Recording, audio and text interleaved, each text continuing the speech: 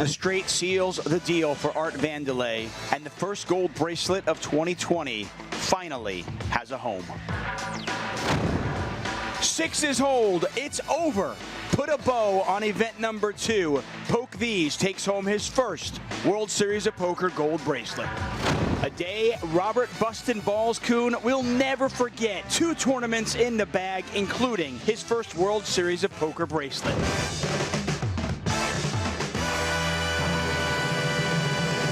Nervous for a second there. I thought COVID-19 was going to win a bracelet. That's bad news any way you dice it up. Welcome back inside the Poker Go studios for our second edition of the WSOP Online Recap Show. Ali Najad, joined by my partner in crime, Maria Ho. And what a first week we had there in our very first of these online World Series events. It was Jonathan Dokler who took it down. Notably absent from the bracelet breakdown, though. Maria, what happened? I can't say it wasn't for a lack of effort. I definitely registered every event and finally got my very first min cash in the PLO8. Okay, so Maria's trending in the right direction. That's the good news. Let's take a look at the happy campers who started their summer off the right way. We mentioned Jonathan Dokler winning the opener, but not the biggest purse that was distributed. That honor belongs to Lois Lynch, who took down COVID-19 and picked up $168,000 in the process. Any names that you're familiar with there, Maria? Yeah, I have played several times with Rob Kuhn, and he actually turned the dirty 30 in June, so what a birthday present for him. Yeah, and if I'm yawning today, it's because my buddy Nathan Gamble picked up his second Pot Limit Omaha 8 or better bracelet in the wee hours. The text threads woke me up, but congratulations to him. Now let's get a look at some of the bracelet hunters that perhaps you all are a little bit more familiar with. The 15 bracelet man, Phil Hellmuth, had everybody's attention in event 1, finishing 11th. Yeah, everybody was really excited to see Phil up there in the very first event. We all know he's really hungry. He wants to prove himself, especially in the online sphere. You know what 4 out of those 6 names have in common? They've done commentary at some point, Maria. So I guess that means I'm next. Well, not a near miss, but certainly plenty of tense moments, I presume, belong to the young man who is joining us next from right here in Las Vegas via Skype. We have none other than the winner of event number 1, Jonathan Dokler. Welcome, my man. Thank you.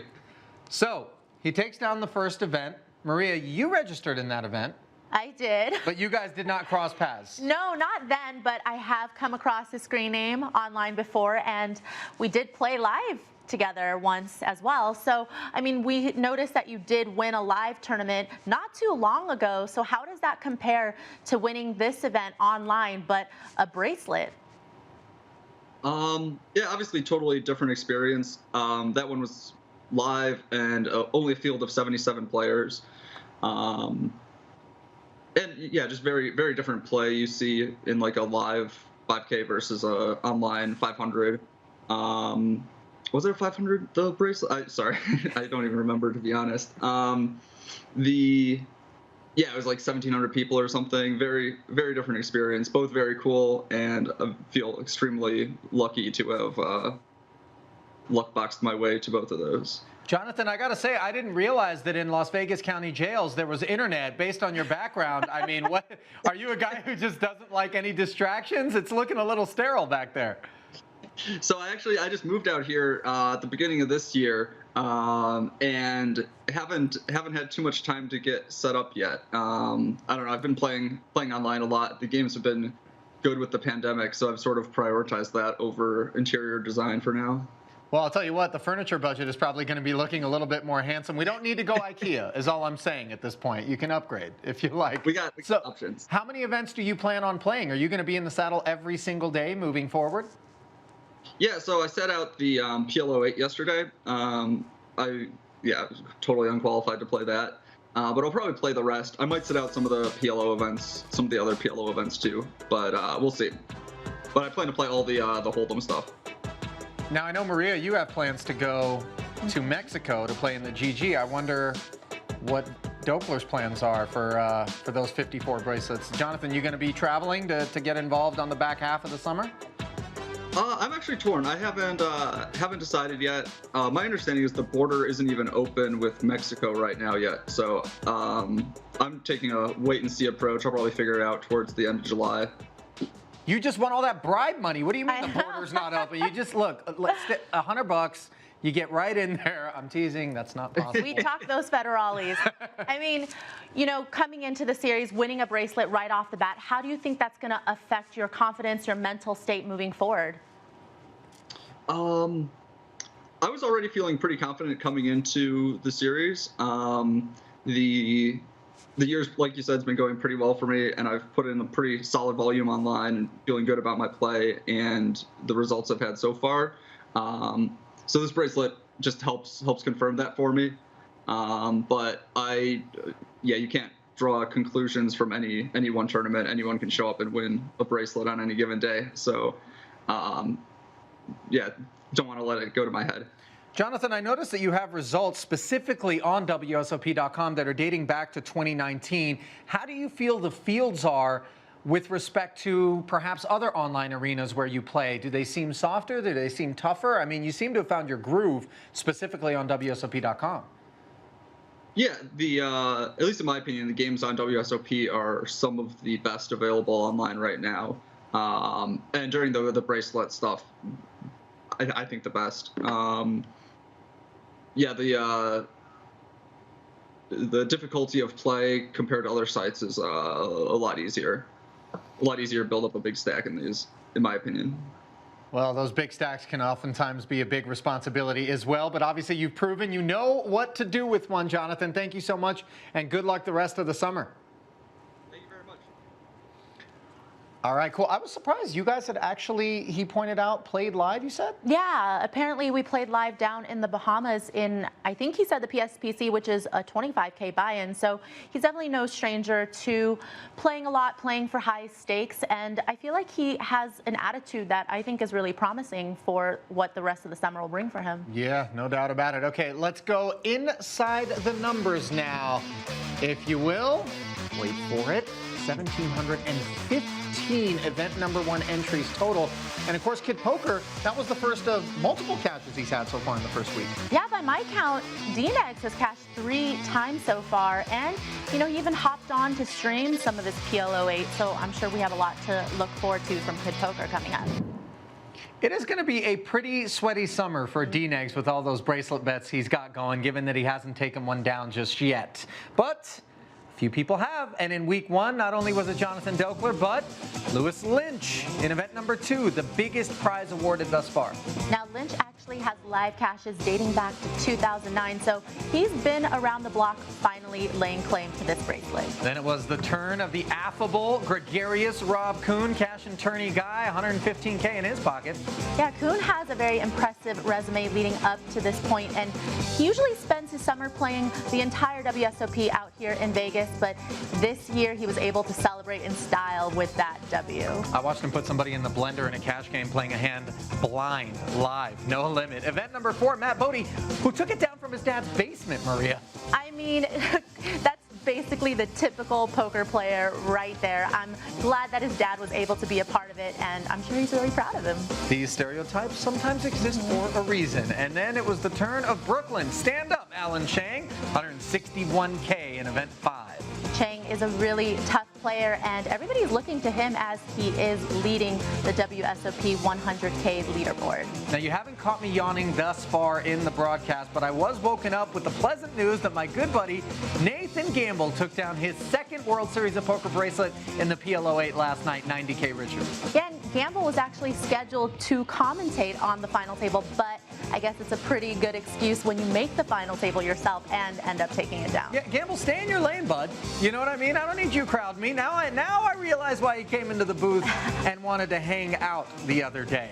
So, Nathan, now that you got that 90K, let's stick to playing. I guarantee you the paychecks aren't that good from inside of the booth. All right. Let us shift gears and turn our attention to Twitter, which is where so many people in the poker sphere turn their attention year-round, let alone during the summer, where people have plenty of opinions to be shared. And the first of those tweets we're going to turn to comes courtesy of Kevin Mathers. Such a prolific figure. He was talking about the chainsaw himself, Alan Kessler. Well, of course he min-cashed, Maria. Yeah, I mean, gotta love the Kev Math needle here, because we all know that Kessler's famous for just squeaking into the money. That was me in event number 6. That's okay, nothing wrong with that. Better to squeak in than out of the money. And then we had Amit Makija. He was on chat talking about why can't I chat? Yeah, I mean, now that WSOP.com has banned chatting on their platform, it's kind of, you know, had some interesting takes, both sides of the coin. For me personally, I do feel like chat can be extremely abusive sometimes, and I think it's unnecessary. It's like, don't abuse the privilege. It was a privilege, people abused it, we take it away, and now I don't have to read some really disturbing things. Well, also disturbing is the way in which reality and the internet were blended by Dan Zach. Those aren't aces on the screen. Those are real aces. He's trying to will them into his hand. Yeah, apparently everything else wasn't going his way. So this was a new strategy he devised. And you know, you remember how Annette Oberstad covered up her hole cards and ended up winning a tournament? I think maybe Dan Zach was trying to either play every hand like he had aces, hoping that that would work out, or maybe manifesting aces to come onto a screen, which actually ended up working out because his follow-up tweet was that he busted from that tournament with aces. The real virtual aces. He did end up getting dealt aces, so maybe there's something to that. A little bit of an uncomfortable moment developed. And I'm sure a lot of you guys have, at this point, heard about it. If you haven't, it involved Mike Matusow. Let us share with you the video, and then we'll talk about it on the backside. Wow, he quick checked it.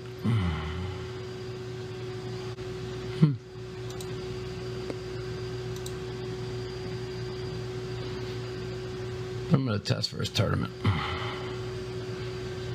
What's the worst thing you can do? Call? But like almost overbet pot. Oh, we called. We did have aces, so it was whole back off and a slow roll.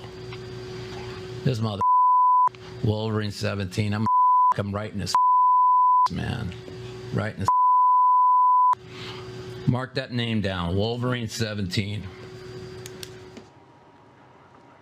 So Wolverine 17 being written down into Mike's hit list. What were your thoughts as you bore witness to what transpired there when Mike was streaming that tournament? I mean, it's kind of typical Mike doing what he does best, if you could call it that, just mouthing off. And sometimes it could be funny, but sometimes, you know, it could be considered as really out of line. Of course, in my opinion, Wolverine was not slow rolling at all. You do understand, Mike, that people are playing multi-tables, so they might not have had their screen up and realized you had gone all in. And I mean, I feel like Mike did end up apologizing, but he's the reason why I think I'm happy that chat is banned, because, you know, the Wolverine didn't have to see that until later. But perhaps even worse, she, not he, at Poker Hippie on Twitter, as it later came out, had to see that in video form. And you and I have both known Mike for a long time personally, so I think we tend to give him a pass because that's just Mike being Mike. But if you don't have a personal relationship with the guy, and obviously his brand is being very brash and outlandish, and he's been pretty radical out there as of late, I could see how that would be really disheartening, and it discourages people from participating in the game, which is never a good thing. Yeah, and I think for Mike, he likes to, you know, talk a little smack just to maybe get under people's skin. But in that situation, obviously, he was just streaming out to the world, talking to himself. But you have to be careful of what you say, because that person might be listening. And as you said, it might detract them from wanting to get involved in the future. And he actually thought it was a freeze out. So the fact that he busted and couldn't even rebuy probably didn't help much whatsoever. Well, we're going to encourage people to participate in the game. Let us not forget, we have 30 full days of World Series events, and then we will transition to GGPoker. For those that are outside of the borders, you know where to go. Joining us now from right here in Las Vegas as well, the founder of Chip Leader Coaching, Chance Korneth, who I'm sure was out there splashing around during week number 1. Welcome, Chance. Hey, thanks for having me. Happy to be here. How did week 1 go? It went well. I just played a few tournaments, cashed the PL08 last night, but it's kind of a fun tournament to go deep in. But I guess every tournament's fun to go deep in. Maria cashed PL08 last night. Just barely, I saw her in there. Chance, I mean, you know that this is not a sprint, it's a marathon. So how do you plan on approaching the rest of your time online, especially because, you know, you're a PLO specialist. They really only have No Limit Hold'em events and PLO on WSOP.com. I'm probably just going to play 1 or 2 tables a day, late reg. Like, I'm not going to take this particular bracelet grind like super seriously. Chip leader coaching has a lot of stuff going on right now, so I'm kind of focused on that. And you know, but it's hard not to late reg and have a chance to win a bracelet, even if it's kind of a discounted bracelet, if you will. Well, on the topic of things being difficult, do you ever feel, Chance, that by being involved in the coaching community that you're sort of giving away a lot of the secrets that allowed you to have an edge prior to being involved, and now does that create a different wrinkle where you know what they're thinking because you taught them how to think, your opponents? Yeah, I mean, it definitely creates a unique dynamic. But it's also, you know, I have the ability to improve being surrounded by great poker players, which probably helps my game more than the others, you know. So I really don't worry too much about it. You know, it's like I really enjoy coaching. I actually always wanted to be a teacher, but you know, teaching in the States and just in general is not really financially plausible. So I love it. It's really fun, rewarding. Well, when you speak of great poker players, who do you think tops your list in terms of online players versus live players? I mean, I played against you a lot, and I know that you love to pick up live reads. You know, you have quite a stare down. So what do you think about that whole debate? Well, I think that, like, the game is the same. Live poker is the same game with an additional element of information, just being able to see what's going on. However, I think that, like, the foundation and fundamentals of online players they're just far superior to a person who's only played live. What about staking, Chance? Obviously, we're looking forward to the 54 GG bracelet events that are coming up, and staking's actually baked right into that software. Do you feel like that's a good idea for people when they're doing bankroll management? I hear stories about guys that have made a ton of money and they never even have to play because they're backers. Or do you think that that's kind of dangerous waters for people to tread into? Yeah, I think that, like, having bankroll management and selling action is, like, really important so you don't go broke, especially when there's, like, tons and tons of tournaments and buy-ins right now. So, I mean, unless you are full staked and, you know, or you have a giant roll, like, you should be selling action if you're going to play and risk, you know, a certain percentage of your net worth. So I actually heard that, I think it was just yesterday, you announced the date of when you will be playing Phil Galfond heads up in the Phil Galfond Challenge. It looks like it's going to be on the back end of all of these online bracelet events. What are you going to do to prevent burnout, and what is, you know, your routine leading up to that in preparation? I'm doing a lot of things to prepare. You know, fitness, I think, is going to be really important. Like, actually practicing and having that focus and mental fortitude to be able to play my A game for 5 to 6 hours straight is a different monster in heads-up PLO than it is in, you know, 9 or 12 tabling no-limit tournaments. So I think that that's going to be one of the biggest adjustments, is just to prepare for that by playing a lot, which I have been doing. You know, running tons of spots and trying to plug the leaks that I do have and become aware of them is, you know, just another area that I work on my game. Well, we know that you're always learning and evolving, and I expect that we will be seeing more of you throughout the summer. But thanks for taking the time today, Chance. We appreciate it. And my guess is, Maria, that his screen name is one that we might see pop onto our next graphic. This, of course, the Player of the Year race. $100,000 actually being awarded to whoever manages to be at the top of this board after the 30 events on WSOP.com. So this is strictly for the U.S. participants in Nevada and New Jersey. Currently at the top of the board, we have Alan Chang, who took down the event number 2, was it? I think it was. Maybe no, 4? Event number 4. There it is. Yeah. I know he had an 8-game mixed title under his belt as well, did Alan, out there in Brooklyn. And of course, Rob Kuhn sitting second right now. Yeah, and I think we should expect to see a huge shift in these names that are on top of the leaderboard. There's still a lot of series left, and I think a lot of the names that we've been rooting with these almost near misses, deep runs, the Phil Hellmuths, the D-Negs, I think they might emerge.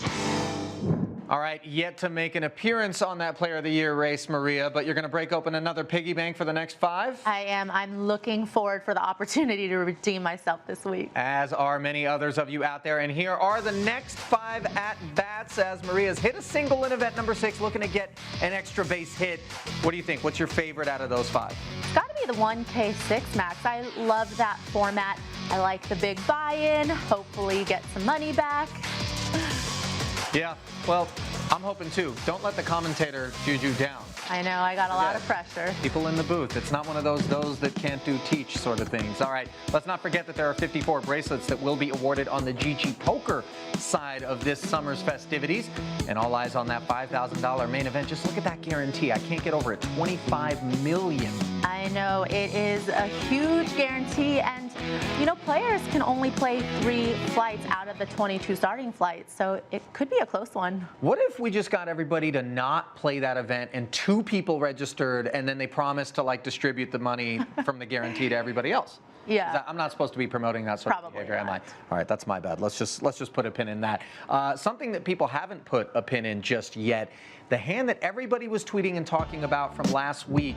Rob Kuhn, the beneficiary in event number 3, picked up pocket kings with the blinds at 120 and 240, 3-handed, raised it up. He's got a bit of a reputation for being a loose gun. Gets 3-bet by Doc 33, who's got Queen Jack suited, but then somehow Doc manages to sail away, getting the rest of his stack in here. I mean, it's pretty insane to think of him calling it off for over 40 big blinds effective with Queen Jack suited. RLK Aces just sitting there with 5.8 million, happy to watch this bloodshed.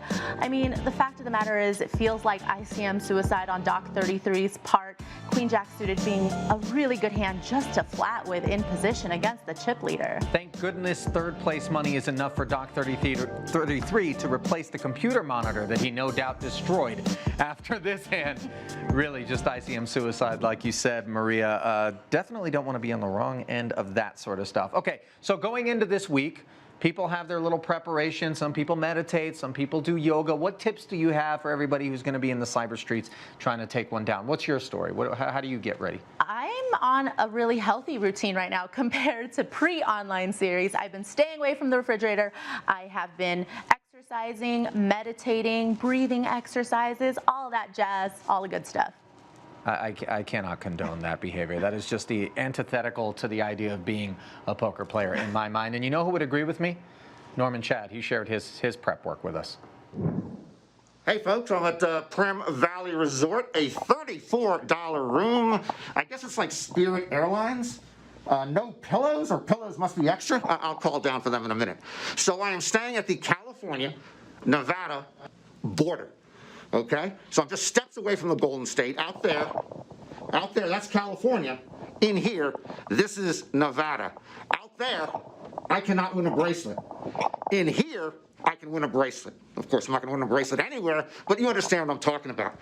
So I set myself up over here. We have, that's the buffet for all day long. That's my workstation, computer, TV. Woo, that's so much fun. And I will always have 3 things within arm's length, 3 or 4 things. Gotta have Cheez-Its. Cheez-Its are the best. This is a miniature bottle of wine, 1 glass. I will probably drink it in level 2 in case I don't make it to level 3. Starburst, yeah, econo size, just in case I make a deep run. And I went out and bought the original Super System by Doyle Brunson. Not Super System 2, the original. Great strategy tips in there. However, in the original, he has nothing on Pot Limit Omaha or PLO8. Doyle, you owe me $29.95 plus tax. Okay, oh wow. I think the chambermaid is here.